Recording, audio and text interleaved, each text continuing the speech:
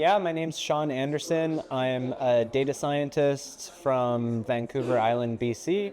I work on regenerative projects in Web3 and crypto economics and AI, currently focusing on a project called GAIA AI, which is meant to be a voice for the earth, synthesizing regenerative literature, regenerative podcasts, and environmental data, scientific data to create a unified interface where people can query what's happening in the world and how they can be mobilized to take action for regeneration. Visions are to bring people together oriented around regeneration, spanning a spectrum from technology through on-the-ground communities of practice. So how can we start to move towards new economic systems that enable people to orient themselves in different ways outside of capitalism or, say, communism, creating new dimensional spectrums that people can explore in terms of relating and discovering value together and orienting themselves around place-based, land-based practices and communities.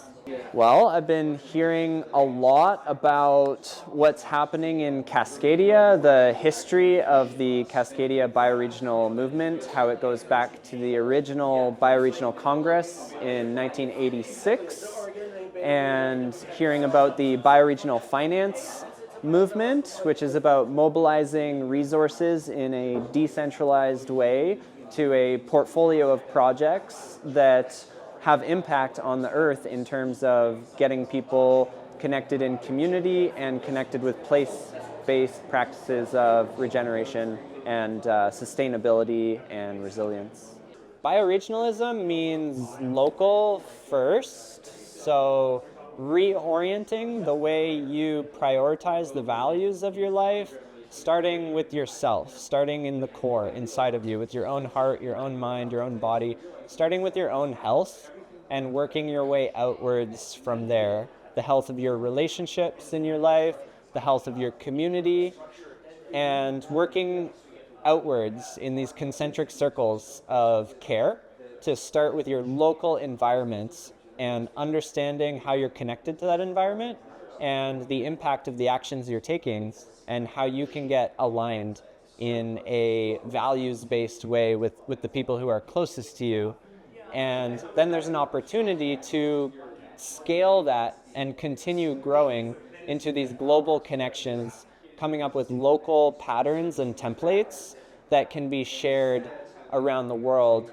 Often the term cosmolocal is used. The idea is to make what's heavy local and what's light global. So when it comes to food and water and resources and the environment, focus on your local habitat, the people and place around you. But when it comes to ideas and templates, share those globally.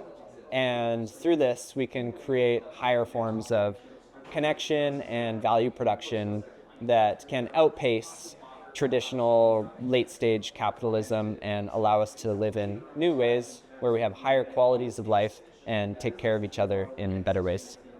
People are so hungry for something new and something different, a new way of operating. I think people have this kind of nihilism where they've given up. It's like the world is a dumpster fire and no one knows what to do. And especially in youth, people are looking for a way of having purpose.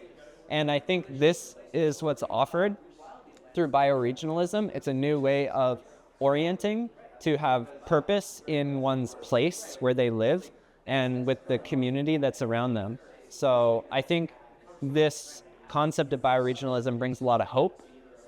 And that's what people are very desperate for right now. So there is a resurgence, there's an activation happening around this concept. People are catching on and they get it. So the movement is growing.